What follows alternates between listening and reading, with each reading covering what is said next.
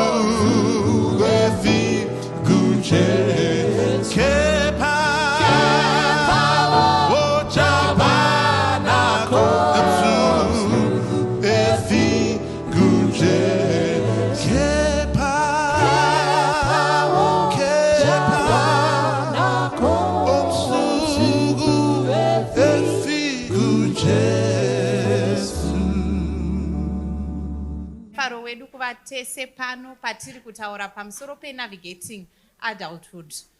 Munoziva kuti hakuna kana manual yekuva in adult. Unotozoona wakura kuti zvinhu zvacho this adulting business is not an easy business. Asi tinoda kutenda Mwari vanotipa mukana yekuti tiuye pano tichikurukura zvinhu zvakasiyana siyana kutaura pamusoro pema-addictions. Nguva zhinji hatiwanzokurukura pamusoro pema-addiction asi tatomuira yekuti tatone pandemic yema-addictions akasiyana siyana. Ma-addictions achataura nezvawo tichataura pamusoro pema-drug addiction, alcohol addiction, pornography addiction, masturbation, social media. Varipo panapa vamwe vatori addicted to Facebook. Zvekudaro zvekuti munhu kuchikoro chaiko ari kutofoira kuchikoro nekuti data rake rese instead yekuti atsvage zvinhu zvechikoro munhu akatobatwa nefacebook zvekudaro. Varipo vari addicted to ma-relationships zvekuti haagoni kugara asina mukomana, anongohopa from one relationship to the other. anohopa from one relationship to the other and asina kana time yekuhila, atombofunge kuti ndahila here, the next person angomuti ndakufananidza, anobva atongoti otongoenda naye. Saka toda kuti tikurukure. Munoziva vara rekuti addictions rakabva pa Latin word rinonzi addico, rinoreva kuti enslaved. Anditika enslaved, munhu aitwa muranda, you've been given over. So when we are talking about addictions, tikuti a certain habit has taken over your life. You've handed your life over to something zvekuti hausisina simba kana capacity yekuzvidzikunura kubva muaddiction iyoyo. Ndoda kuti nditange panapa ndichiverenga kubva kuna rega nditange ndiverenge pana 1 John 2 ndo yatichatanga nayo. 1 John 2 verse ya 16 panapa inotaura ichiti, maybe rega nditangire pa 15 panoti, do not love the world or the things in the world. If anyone loves the world, the love of the Father is not in him. For all, verse 16, for all that is in the world, the lust of the flesh, the lust of the eyes, the pride of life is not of the Father, but it is of the world. Murona zvinonzi mukati menyika pataurwa zvinhu zvitatu zvabuda panapa. Nditika pari kunzi the lust of the flesh, anditika number 1, the lust of the eyes, and the pride of life. Izvi hanzi ndo zvinowanikwa mukati menyika izvi. Ma-addictions atinawo ari pakati pedu ari kusenda pazvinhu zvitatu izvi. The lust of the flesh, nyama yako ndo iri kukutuma kuti uite zvimwe zvinhu zvauri kuita zvichabva zvazova in addiction. The lust of the eyes, munhu kudzora maziso ako pauri kuona pornography paipa, is the lust of the eyes, the pride of life. Saka zvinhu zvitatu izvi tikazazvingwarira ndo zvinhu zviri kukonzeresa kuti vanhu tipinde mukati mema-addiction akasiyana siyana. Kuti titambanudze discussion yedu, tine maguests atinawo vachatibatsira kuti tikurukure nyaya yatinayo. Ndoda kutora mukana uno kuvachingamidza vazviintroduce tichizopinda mudiscussion yedu. Ndichatanga naBudhi vari ku left kwangu. Makadiwa na Mwari. Ndinonzi Nathan Mutuvira. Mukoma Nathan kapano pama youth ka munobva mataura kuti munoita nezvei, kana social media yendo yenyu kana phone number munogona kubva matopa, musarasikirwe nemukana naye akomana. Alright, vasikana buditsai mapepa. Alright, ndinonzi Nathan Mutuvira. Professionally I'm a realtor, ndoshanda ku properties. Ndotengesa dzimba, then my social media zangu is Nathan Mutuvira R. Yeah. Nathan Mutuvira, yes. Ini ndinonzi Ngoni Kufa. I'm from Bluffville SDA Church. I have a taxi business and I'm also doing my master's in business administration. Yes, tinoda kuteta. Regai tiende panyaya yedu. Maybe ndoda kuti nditange na mukoma Nathan. You may share with us what you know about addictions, whatever. Chaminacho pamsoro pe my experiences enyu pamsoro pe zvema-addiction akasiyana siyana tikutaura nezvayo. Okay, ndoda kutanga ndichitsanangura a brief of my history and how I experienced this. So, pamanzwa pachitaura nezvenyaya yepornography and masturbation, I'm going to talk about that. Saka vazhinji vanhu, they don't like talking about these things because it's a socially unacceptable addiction. Saka people who suffer with this, kazhinji kacho, they suffer very silent. Tinotoya kuchechi tese, tichionana, tichiinteract. But munhu kana aenda kumba kwavo, ane zvaanenge achinoita. So, I got introduced to pornography at a very, very tender age. I was a victim. I was not even 14 by the time I started understanding kuti kune chinhu chinonzi pornography nechinhu chinonzi masturbation. But around that time it was exploratory mind yemwana wechidiki. Munongoziva unenge uchida kuziva saka zvinofamba sei. Saka vana madress nematrousers vakavigei zvinodini handitika. So as time moved forward, ndati kure mbichana in high school, there were people who participated in these things. And right, I said, it's a sign of masculinity for you to be participating in these things. Can also participate either in premarital sex or masturbation. You would seem like you are someone who is not really normal, or maybe who is gay. So the exposure and to these practices later in life zvakazotanga kuchinyatsooma, because chinhu chinonzi addiction kuti iwewe uri kuita something but hauchadi kuchiita. Saka the unfortunate thing is when I was in college, I went through a very difficult heartbreak. Nemusikana wandaidana naye papapo anga ari my first girlfriend. Saka I failed to cope with that. And as some of the coping mechanisms dziripo, I was involved in heavy game playing, pornography and masturbation. But by the time heartbreak yakazopera manje, indandabatirira panyaya manje yepornography and masturbation. So I tried as much as possible kuti ndimire, but unfortunately it was difficult. Apa kucheche hapana unogona kudhonzera pasai ndokumbura kukudzaiwo problem yangu ndiri kutambura nenyaya iyi, because nyaya yacho inogona kutozara maona manje. Saka the very unfortunate reality yatinayo ndeyekuti these things zvinhu zviri kurarama nevanhu vari muchechi. And this past week I was talking to someone who is facing the same thing that we are experiencing, and they fail to have someone to share with. So we'll go with the conversation, we'll share more as we go, kuti zvakazomira sei and how did I get help. Thank you so much Mukoma Nathan. Munoona kuti kana tichitaura nyaya yema-addiction sange tiri kuchechi chinoita unge chinhu chisingabate vanhu vekuchechi, but unoona kuti statistics dzepornography dzinoti on a daily basis there are about 11 million searches dzinoitwa dzepornography, and about 49% yevanhu vanosecha pornography are Christians. Zvichireva kuti it's almost half yevanhu vanosecha pornography vekuchechi nevasiri vekuchechi. And hazvitoshamisi kuti umwe munhu akagara panapa muyouth atori negrupu raanosenderwa repon rewhatsapp group. Hazvishamisi kuti umwe munhu akagara panapa pese paangowana free wifi ari kudownloada mapon videos, and atori nawo izvezvi muno muchechi atombaona asati apinda muchechi. Saka it's a reality yekuti hatingatomboti, unfortunately for the longest time we were not having these conversations and people were suffering in silence. And kana tikutaura nyaya yepornography and masturbation, it's not something chingori limited kuvanhu vechikomana. You'll be surprised kuti ma-statistics ati kutotaridza kuti kunyange vanhu vasikana vatori addicted to pornography zvakadaro. It's unfortunate, we were supposed to have a panel yedu yanga ichifanira kuva nevanhu 4, vamwe vacho vasikana vazotadza kuuya. But people who have gone through these addictions, saka ma-addictions haasarudze kala kana haasarudze gender. Ma-addiction hatombosarudze kuti uri muyouth akapfeka uniform here kana kuti kwete. Rega itiende kuna Mukoma Ngoni. Inini nyaya yangu hainanyanyosiyana neya Mukoma Nathan. Inini I was addicted to my substances, namely alcohol. Ndaishandisa alcohol, ndaishandisa fodya, cigarettes, and ndaiputa mbanje. So I was a victim of these substances. So kutanga kwandikaita zvinhu izvi, ndakatanga ku high school. It was because of peer pressure. My journey with substances was very painful, and if I tell you the whole story,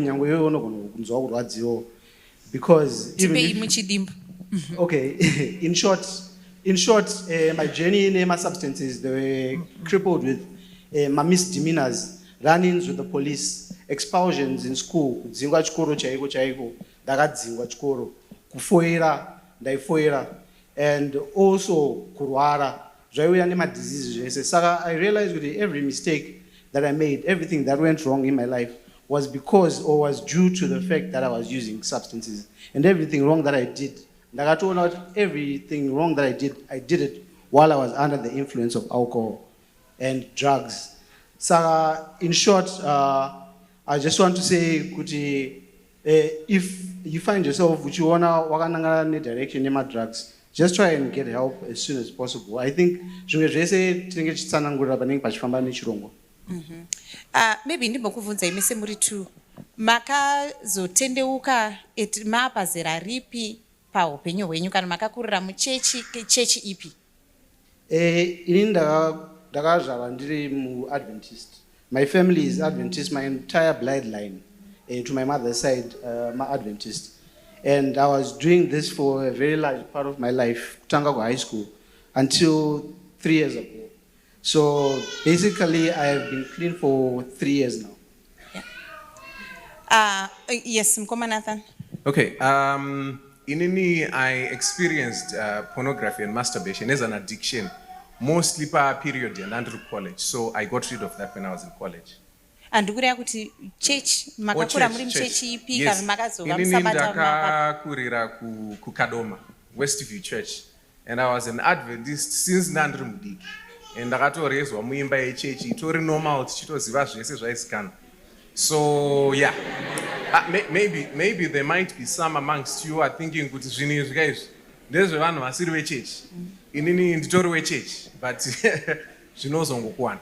Yeah, so point yandoda kuti tiburise panapa ndio yandoda kutaura kuti hakuna munhu ari immune kune zvinhu izvi. Muri kuona kuti ngoni ati bloodline yake yese masabata.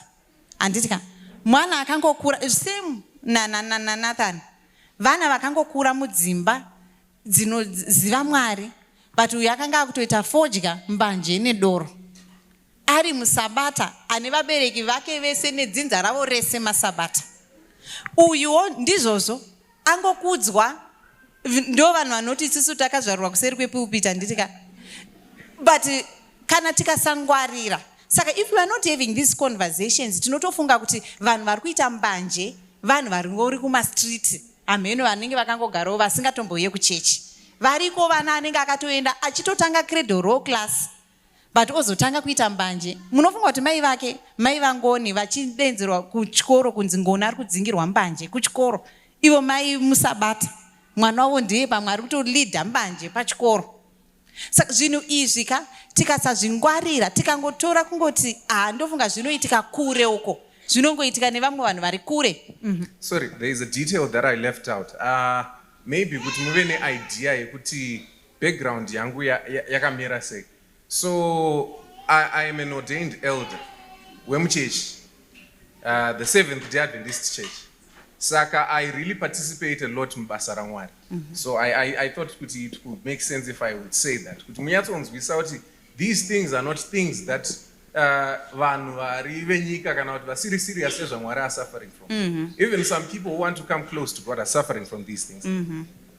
Yeah, saka ava vese vari tu vatiburisira pachena background yavo vanhu vangori born and raised Adventist, pamwe achitoya kuchechi atori elder, anenge atori elder in good and regular standing, but ari kustruggle nepornography.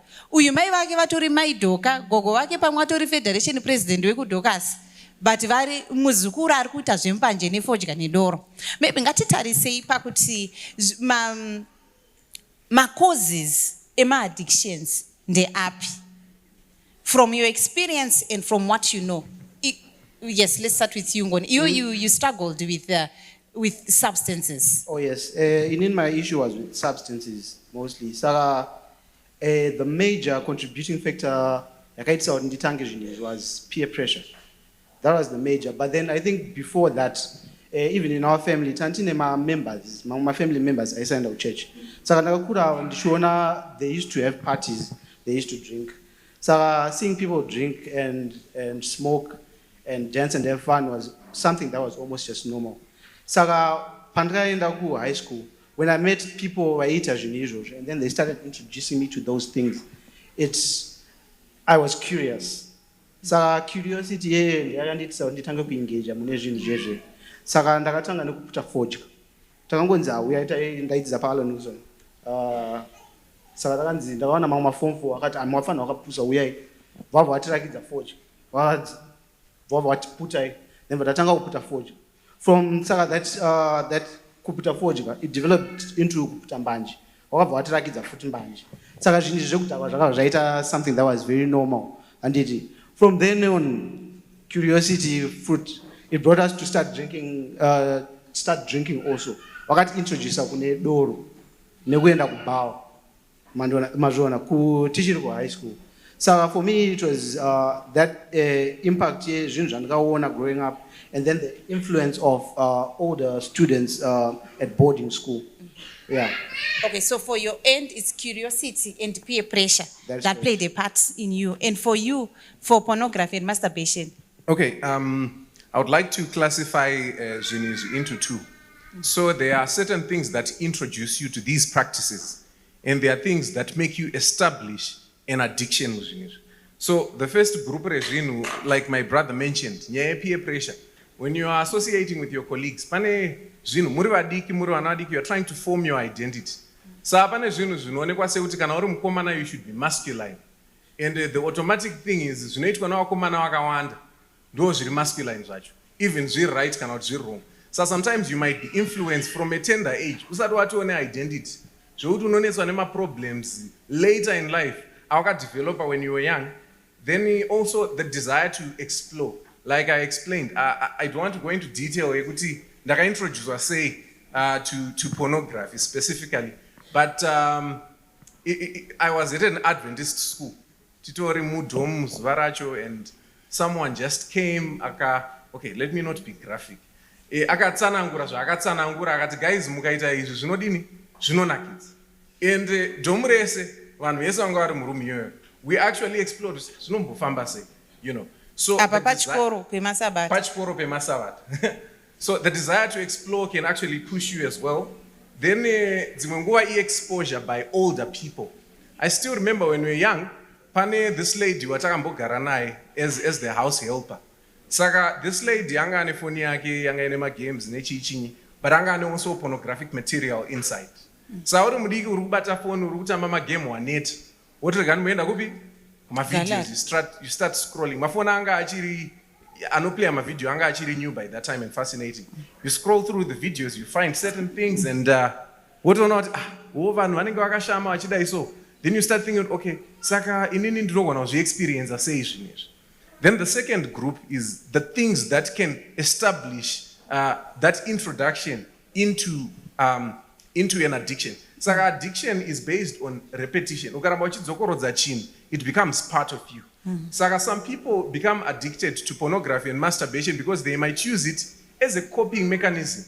Let's say you're going through stress or certain things like that. Because it's something that can take your mind off your current problems. You can choose that as well. I think it applies also Kudoro. Then the second group might be sexual activity is actually pleasurable.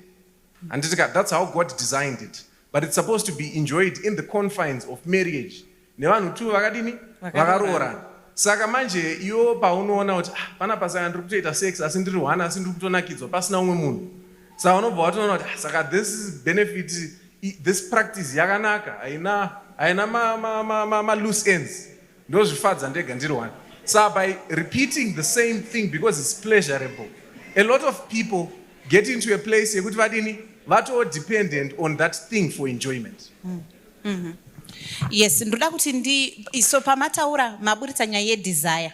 And tikaverenga pana pa James 1 verse 14 and 15 inoti, but each person is tempted when he is lured and enticed by his own desire. Then desire, when it is conceived, gives birth to sin, and sin, when it is fully grown, brings forth death. Saka desire yako munhu yaunenge uinayo ndo inogona kusvika isvike pachivi, pachitema, ende chitema chinounza rufu. Ende maburitsa nyaya yekuti peer pressure, 1 Corinthians 15 verse 33 inobva iti, do not be deceived, bad company corrupts good character. Kana uchitamba nevanhu vakashata, sooner or later your character is going to be corrupted. Dzimwe nguva munhu neuchiti mai vako vari kuti usatambe nanhingi, usaite sei, usatambe nevanhu vakadai utori munhu ari kubva mumba mune vanhu vekuchechi, ukangozvihuka up with the wrong company, your character is going to be corrupted. So maybe tikatarisa kuti there is peer pressure, curiosity, desire iyoyo inokwanisa kuzokusvitsa pakuti regai ndione kuti zvinhu izvi zvinokwanisa kuita sei. And taverenga vhese pataverenga panapa kuti the last of the world, 1 John 2 verse 16, zvinhu zvirimo mukati menyika ino zvinokwanisa kuti zviri pleasurable, asi pleasure yacho it will lead to destruction and death. Unogona kufaranuka panguva iyoyo uchiona kuti aiwa iyi masturbation handina, anza ati haina ma-loose ends, but zvakadaro ikatozoku ukava musungwa kana nhapwa yepornography inokwanisa kutozova nema-disastrous consequences. What are the consequences maybe for these addictions from your experience with drugs and substances? Okay, on my side now, I think each of these substances are nema issues are. So I'll start with mbanje, and forjiga. Forjiga and mbanje have health effects. and they affect your health. Saka my lungs, I think I chief upon go put up by. Saka I got to a point where I got sick because of smoking and drinking and smoking banja and cigarettes. And then with drinking, I got to a point where I got into depression. To a point for me to get help, I had to be admitted into a rehabilitation facility. So what happens is, I need to know then put a forge, and then I would hesitate to experiment among my drugs. So I'm talking about substances that I remember that I took, but I actually experimented with many other things. So the consequences that this had on my life was, like I said, mentioned right now, health. My health was severely compromised because of this thing. So right now I have scars in my lungs that are not going to be able to be repaired. It's for life, and because of these things I have these scars. And then the next thing is my effects that it had on my family, the effects that it had on my mother. You know, I was learning in Zimbabwe. My mom used to stay in Botswana. But why funeral every other time? So my relationship with my mother got strained. And so did it get strained with the rest of all my other family members. You be in a situation, all right, one accept that just because you're a family member, but they can't do anything with you. They can't engage in business with you. They can't even give you a job. Because I have a business degree. But kuti hama dzangu dzanzitori neinfluence kuti dzikwanisa kundipawo basa iroro rekuti ndiite rinando noenda nezvandakaita vaisakwanisa because ndaita zvehwawa nemadrugs muona. So it affected my professional life, it affected my health life, it affected my relationships with people, and it actually affected my future, what I could have been or what I should be right now or where I should be. I'm not there because I was too much into drugs, and this slowed down the progress in my life. Of course, I'm trying to catch up now, but it's not the same. And yeah, this is very, very sad and painful. Yes, for your experience, the consequences because of pornography and masturbation. Okay, so I'm going to share my consequences and now, and some of the things that I did not experience, but that I've read about. So before I share those, nokukurudzirai every one of us, because this is not for people who are addicted to these things as well only. Even when you are addicted, you can be weaponized to struggle. So I urge you to go and read book Testimonies to Sexual Behavior, Adultery and Divorce, chapter 17. You know, specifically about masturbation. But let me just read this before I run through some of the things Zandaga experienced. So this is a quotation from that book. You know, the results of self-abuse in them is seen in various diseases such as catarrh, dropsy, headache, loss of memory and sight, great weakness in the back and loins, affection of the spine, the head often decays inwardly. Cancerous humor, which would lie dormant in the system, their lifetime is inflamed and commences its eating, destructive work. The mind is often utterly ruined, and insanity takes place. Saka, according to the inspired writings of Ellen White, through these practices. So one of the obvious effects is your spiritual life dies completely. So I remember at this point, I had now started repeating this practice over and over again. So you would hear almost an audible voice, wangu, are you serious? You know, then and at some point, I almost gave up. I'm still doing this. I don't want to do it yet. Please now. Then I went away. So your spiritual life will be utterly destroyed. And then I'm trying to summarize here. You can be rendered sexually incapable. Let me just use the terms. Pane conditions, pane condition inonzi erectile dysfunction. I'm going to talk specifically kuma guys. Inonzi premature ejaculation. Those ones are reproductive problems that are real. Ziri kusanganwa nevanhu vakaroora. Saka iwewe wanga uchienjoy masturbation outside of marriage. Now you are married. You want to participate muzvinhu izvi nenzira yakanyatsotenderwa naMwari. You can't do that anymore.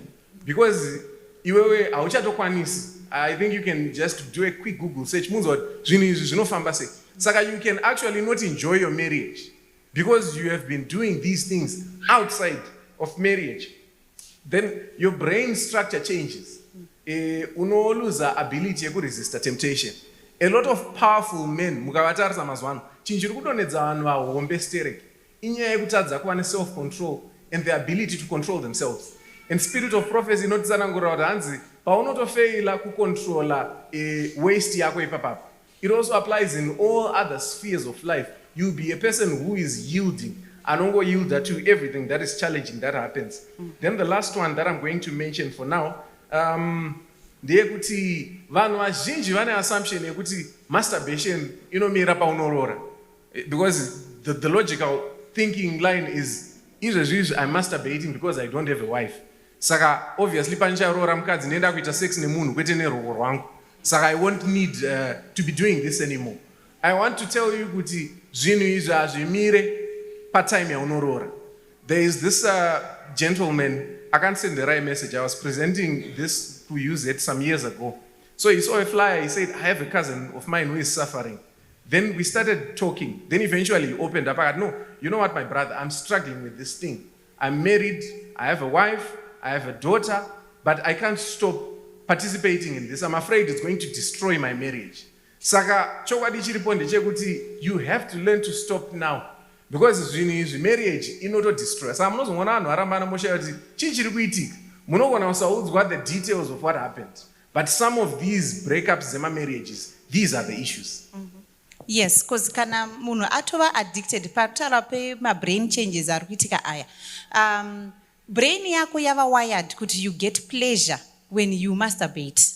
Saka kunyange ukazonzi wawana mukadzi akanaka werudzii kana kuti wawana murume akaita sei, brain yako yakaregister kuti kunakidzwa ndinonakidzwa ndaita ndega.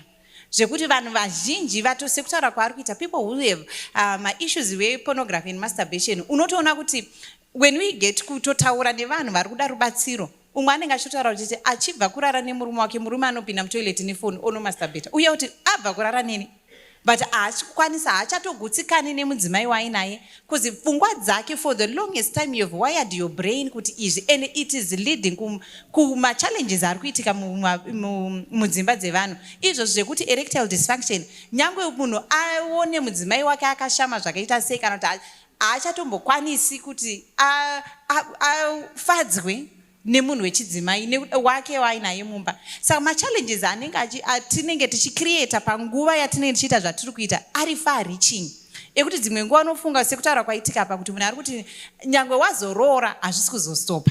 Uyu ike zvino ngoni kukanganisa kwaakaita ma-relationship ake nema-family members, kunyange it will take a lot of time and effort kuti vazobuilda trust naye over zvinhu zvavakanga kubreka kwakaita relationship dzake nema-family members namai vake nechi vachiti ndiri kukuendesa kuchikoro uri kuita zvembanje. It will take years kuti mhuri yake imutruste. It will take years kuti vanhu vakwanise kuti, saka the things that ma-consequences acho anova far reaching. At the moment you may be enjoying the pleasure yekutora guka, kutora dombo, kutora mutoriro uchiona kuti ndini ndiri kurira, ndini ndiri kupisa, but the consequences adzinawo mukati muupenyu ari far reaching, and pamwe pacho it will take years kuti pave nerestoration. Asi tinoda kutenda Mwari kuti Mwari vanotipa simba rekukurira kuti titogara panapa naNgoni naNathan zvikureva kuti vanhu vakwanisa kuita sei nai kukurira. Iyo zvino Ngoni atonyatsopfeka Adventist youth uniform yake zvakanyatsonaka, nekuti Mwari vane simba rekuti dzikinura. Tikaverenga panapa ndoda kuti tikaverenga pana John 8 verse 36 inotaura soti so if the Son sets you free you'll be free indeed. Kuti Jesu vane simba rekuti sunungura. ene kana tiri willing tikauya pamberi pavo vanotipa simba aripo pana pamumwe munhu ari kutostruggla whatever addiction umwe inokwanisa kunge isiri yepornography isiri yemadrugs pamwe une addiction yesocial media une addiction yemagames chaiyo ukabata foni unoenda pamagames zvekuti uri mwana musikana mai vako vanodzoka mumba usina kana kutsvaira nekuti unenge uri pafoni uri pamagames kana kuti uri pasocial media unopisa zvinhu kupisa tea chaiko nekuti munhu uri addicted uri pasocial media. Ukaverenga 1 Peter 2 verse 11 inobva yataura ichiti beloved I urge you as sojourners and exiles to abstain from the passions of the flesh which wage war against your soul. Mwari vatibatsire, maybe ngatitaure kuti varipo vanhu vari panapa vari kustruggla vambenge vachitodawo kusiya but vari kutadza how does one overcome. Imimi makazvigona sei? Maybe let's start with you Ngoni. Wakagona sei? You have said you have been free from drugs for the past 3 years. That's correct. How did you manage that? It's more than 3 years now. It's more than 3 years. Yeah. That's good. Okay, so for me I was fortunate enough kuti ndakakumbidza to realize that no, this lifestyle is damaging me. It's ruining my life and it's ruining my future. I looked at the people around me and I looked at myself and then I told myself, no, you know what, I'm better than this. I'm better than these people that are around me. So I talked to someone and then I told them, I approached a family member and then I told them, no, look, I have this problem. I drink, I smoke, I do just about anything to get a high. And so he managed to help me get admitted into a rehabilitation facility. So I was lucky enough to ndakapinda murehab takabatsirwa kusiya zvinhu. You were in rehab for how long? I was in rehab for 6 weeks. So ndabuda manje there's the challenge yekuti unogona kusangana nazvo futi. So tisataenda ipapo ndoda kuti munoziva kuti marehab anodhura.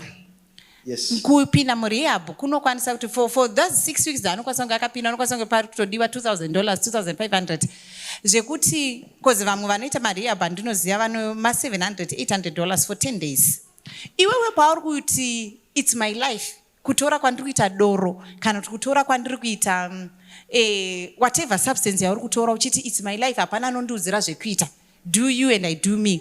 Munoona kuti consequences acho haangogumiri pauri achasvika pakuti hama dzimwe dzinhu vari kuzvishandira vakuda kuburitsa mari $3,000 yekuti uende kurehab neupenyu hwanga uchiti it's my life hamundiudzire zvekuita. Consequences ema-choices ako anogona kuzobata umwe munhu mwana wake akatotadza kutengerwa yogurt vakuda kubatanidza mari yekuti ngona aende kurehab. Umwe munhu akutotadza kuita upenyu hwavo hwavakashandira hwavari kuda. Vamwe mainini vari kuUK vakutotora mashifti 3-4 kuti vakwanise kuti vatumire mari kuti ngona aende kurehab. Saka when you are making your choices as young people zivai kuti consequences haagumire pauri anoaffecta family members. Saka when family is telling you kuti izvi siya usati it's my life because the consequences dzekuti munhu agare murehab 6 weeks panogona kubuda 5,000 yasina yatakuda kutsvaga semhuri yese kuti ngatibatanidzei mari ngona aende kurehab. Wataimboudza kuti usaite izvozvo ngona aiuya kumapathfinder achiudzwa kuti your body is the temple of the Lord oti it's my life I do what I want. So you cannot tell us kuti I do what I want because the consequences achazotibata tese. Kamwana kari kuda mapamba kachatoregedza kutengerwa mapamba kuti tibatanidze mari yemurume mukuru akuda kuenda kurehab. So the choices that you are making consequences anobata vanhu vacho vese kutogara panapa kutoti it's not kuti hatina zvimwe zvekuita ndo mamwe maconsequences evanhu vane vachiita izvi kuti ngatichitobatsira naye handiti ndizvozoka. So when you're making choices know kuti the consequences are far reaching. Choice yakaitwa naAdam naEve mugarden of Eden, the consequences we are still having them. Munhu ari kuzvara mwana even with all the technology in 2024 you still suffer the childbirth pains. Hakuna technology chabvisa ma-childbirth pains because ma-consequences emunhu akaita choice ari mugarden of Eden 6,000 years ago. So the choices that you are making, remember my consequences are far reaching. Anobata vamwe vanhu vasinei newe or vanga vasitombori part of those decisions dzauri kuti for a moment ndiri kubvisa bhurugwa ndirare nemukomana uchazvara kamwe pauri kuda kutoenda kuchipatara hauna kana mari yekuenda kuchipatara kunosununguka takutobatanidza mari for a choice, foolish choices that you are making. Yes, yeah, so I just wanted to add kuti So the first thing, it has to be willpower. You must just take a self-examination, look at yourself, and then try and just analyze, okay, my habits and how is it benefiting me as a person? How is it benefiting my future? Is it helping me grow? How is it benefiting me as a Christian? If you manage to look at that, you look at yourself, look at the people around you, look at your potential, because each of us, if you do a self-examination, you know exactly what you're capable of becoming. So if you look at yourself and make an analysis of yourself, you should be able to determine what is right and what is wrong for you. So I think at the end of the day, if you manage to do that and you come up with the answer, then you have the solution. Alcohol, drugs, and substance are not the way. Mm-hmm. Yes, thank you. Yes, for Nathan. Okay. How did you manage to overcome so that we help vamwe vari panapa vari kustruggle vazhinji vari kutostruggle nepornography iyoyi? Yeah, so I definitely know kuti pa congregation yatiri there are certainly people who are struggling, and zvinhu zvandichataura most of it ndinogona kuzokushare kuti information yacho munogona kuiwana kupi kuma open source platforms akaita sana YouTube and so on, but I'm going to focus maybe on my unique experience. So I mentioned earlier that I'm an ordained elder. The reason why I mentioned that is for you to understand context. So, church, because I grew up in the church and I was participating in a lot of stuff, they always called me up to do things. Pakada itwa Sabbath school lesson, itisa, pakada kuitwa chakati, itisa, pakada space maybe, apana preacher, ita divine service. So as this practice became stronger, I will participate in that practice. Then in my life, I'm supposed to also live a spiritual life. So I was living a fake life. And it was very hard for me to keep on doing this because I feel out right. And unomira pamberi pevanhu vamwari ndichidini ndichitaura navo ende vamwe vazhinji vaitondiona vaitoti uyu mupresident wechechi, but ndichibva ipapapo the next few days I would participate in this behavior. So one of the biggest things that was my problem is conscience dzangu dzaindinetsa up until a time yekuti pfungwa dzangu nenyaya yekuti unenge uchiziva zvaunotenda pfungwa dzikandiudza kuti shamwari kune chii chinonzi the unpardonable sin chiyache. I think your repetition nenumber yawaita activity ikai ndofunga wakatomhura mweya mutsvene kudhara saka wakatoraswa. So what you can do now unogona kuchuza kuramba uchienda kuchechi uchinyepedzera kuva munhu wechechi kana kuti kana watodya imbwa watodya iri hono unyatsova muweldling akazara. So I actually thought about drinking beer and going into drugs. Thank the Lord I did not go into those things. But I also thought of suicide because it's such a hopeless thought kufunga kuti alright kana mwari vari kuti ine handichaponeseki sana nguva chichizenge chiri kungorarama chichifamba. So what helped me the most was the first step of getting the assurance from God that he loves you and he forgives you. So vazhinji vanhu vari addicted.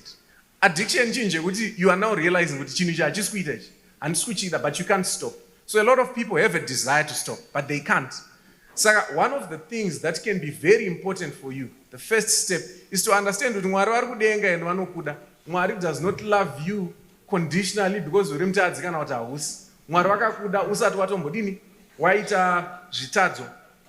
So if you do that, guilt feeling becomes something that you can manage. So if you fall in your path to recovery, you can say, Mwari, ndatadza, ndadona baba.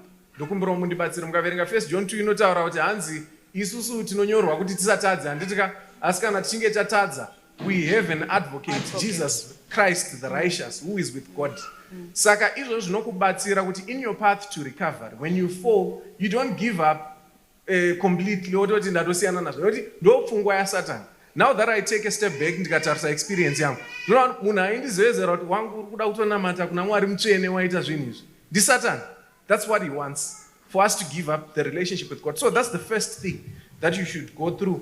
Then other practical things that are very important for you to do is to form new brain patterns. So the addiction, it's mainly in the brain. So when you do something for a lot of times, you become accustomed to doing that. I think that's another addiction altogether I was supposed to talk about, but because of the time limitations. So when you do something repetitively, it becomes a reflex. hauchatarisi whatever macontrols egame yauri kutamba zvakungoitika zvega. Saka for you to destabilize a deep-seated behavior yawakabuild over a long time, what you need to do is to change how you think. Bible rinoti, be transformed by the renewing of your mind, right? So some of the practical things that you can do is to stop telling yourself, I want to stop masturbation. You cannot stop watching pornography. Was da upa example yakafanana nei. Musafunge mgabe. Vangani vafunga mgabe. Almost everyone, not on a picture, Robert Mugabe, Musoro. So that every time you are telling yourself, I want to stop masturbation, you are re-emphasizing the idea which you know exists in life, man. So you never really stop. What you can do, you can form new behavior patterns. Kana waiti wewe uno masturbate usiku maybe kuma 10 vanhu varara wakushandisa phone yako anditika, what you can do is to disrupt that whole thing and not kusvika kuma 10 wakadini wakamuka. You sleep earlier and do those are the things. I would have spent more time on this, but I'm going to recommend some material for you to go and see. The other one is avoiding places, activities, and friends who can lead you to return to the same thing. So my brother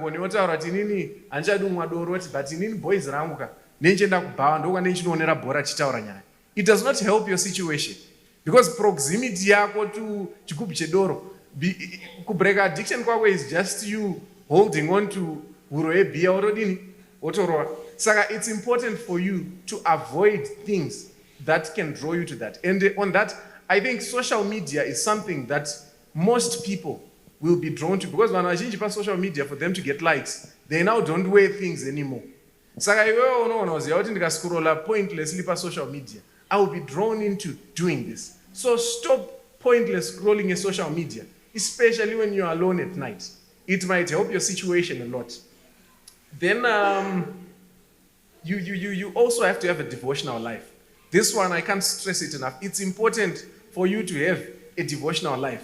For the voice of conscience and the voice of God, even the influence mukati meupenyu wako, unofana unge uchinamata. Saka, even when I found myself having a consistent devotional life, I would feel good even when I feel the strong urges to do those things. Voice remweya mutsvene was so strong saying, mwanangu, usaite chimbobva panapa, chimboenda kure uko, unoita any other activity. Isiri yauri kuda kuita. And as I close, I want to emphasize point yekuti rangarirai kuti Jesu akafira isu vatadzi. I know kuti nekuti nyaya yemasturbation and pornography is something that we do behind closed doors. You are tempted to think you are a very dirty sinner more than all other sinners. But sin is the same. It's expressed in different ways. Ndomusiyano chete. Saka ukazvigamuchira izvozvo, even kugamuchira ruregero rwaMwari nekutobelieve kuti waregero. Because no one anamata kuti, I don't feel forgiven. You don't need to feel forgiven. You just have to intellectually convince yourself kuti Mwari nekuti wakazvitaura ndaregererwa. Ini ndatoregererwa. Then the last thing, you have to have a strong desire to stop. Vanhu vazhinji vanoda kumira, anofeel kuti hazvisikuita, but they don't have the strong desire to stop. Decide kuti handichade. That's how all of these other things Anachi mentioned work. If you don't decide kuti hauchade, obviously phone yako ndiyo unoicontrol. Ndiyo kufanira decide kuti wakwena unorara. So if you don't desire to stop, what will happen is you just say, na bus, I'll just stay up till 11. Then you fall back into that practice. Tinoda kutenda Mwari nemaexperiences atawana panapa ari real evanhu vakaita maaddictions, but nekuda kwesimba raMwari, Mwari akavasunungura. Aripo panapa munhu ari kutostruggle maybe neimwe whatever form of addiction yauinayo, tiripo panapa kukupa hope kuti Mwari vane simba rekukusunungura. Tikava willpower yataurwa naNgoni panapa kuti kuzvimisira wanyatsoona kuti upenyu hwangu hwatova mumarara. Upenyu hwangu hapana kwahwakuenda. Mwari vanokupa simba. Mwari vanoti Mwari ari mubatsiri wedu, vanotibatsira vakatibvisa mumandondo pada atakazvipinza tiri tega. Ende munoona kuti Jesu paakaunzirwa Mary Magdalene paipe handitika akanga abatwa muupombwe. Ende kanga siri kekutanga kake kamukadzi uyu akanga achitozikanwa kuti izvi ndo zvaanoita. Jesu anongomutaurira kuti enda usanota sei, usazonotadzazve. Jesu anomupa ruregerero. Jesu havana kumukondema handitika, asi vakamuti enda usanoita sei. Hatida kuuya panapa kuzokukondemai, asi tauya panapa kuzokupai hope kuti Mwari vane simba. Uripo uri kustruggle, Yes, zvauri kuita zvakashata, asi zvawatouya pamakumbo aJesu, Mwari vari kuuya neruregerero. Tauya kuti tina Jesu anoregerera.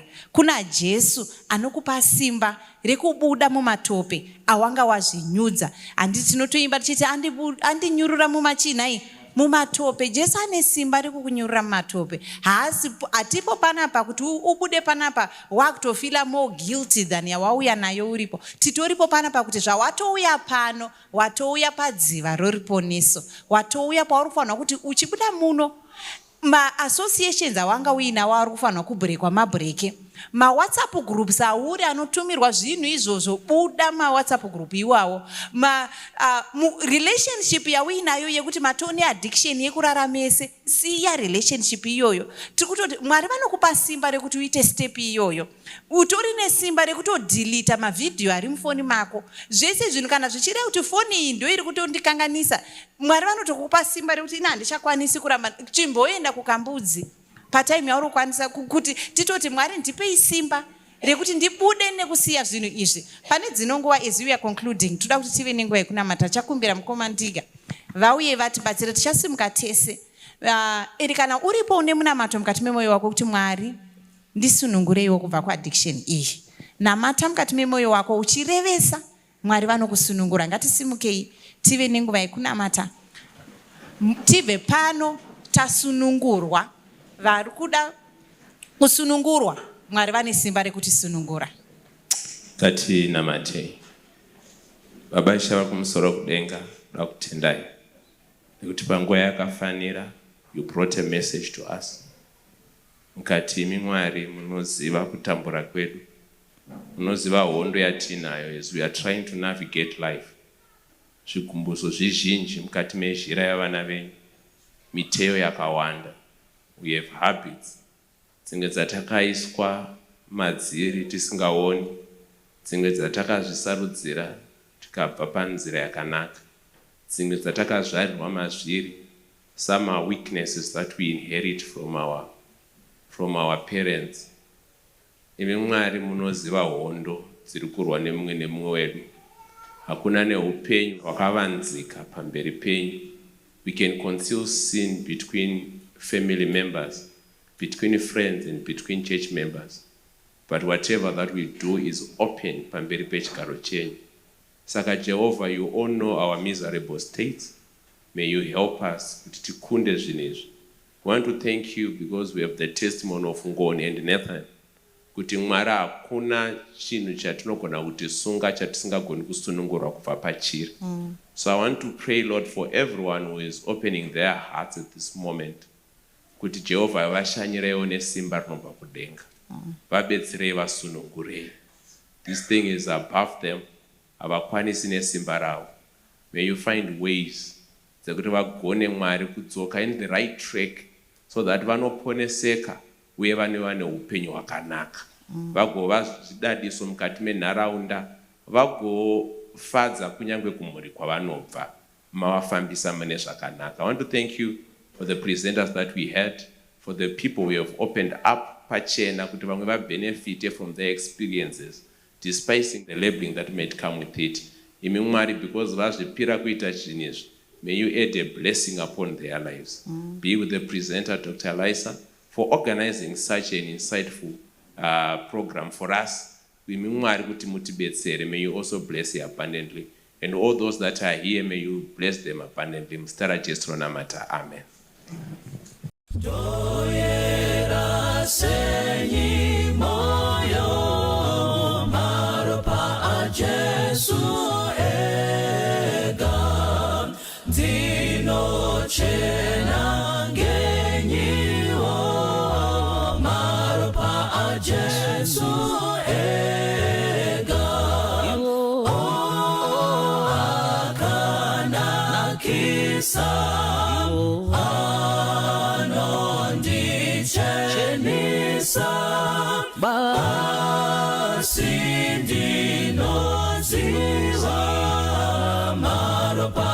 Jesu ega dino sunungurwa di maropa Jesu ega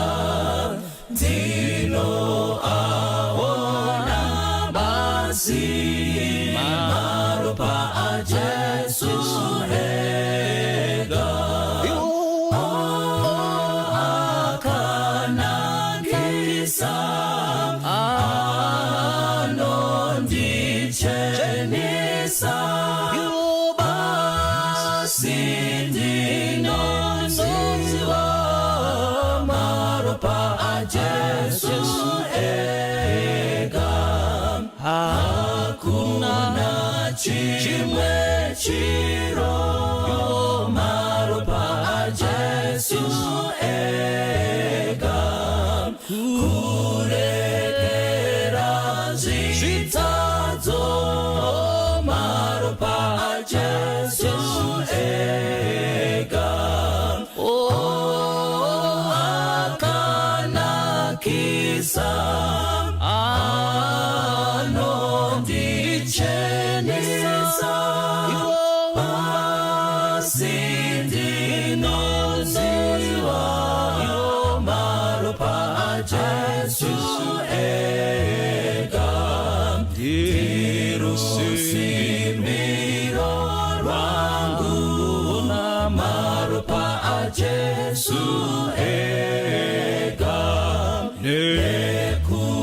nekururama kwangu iwo maropa a Jesu ega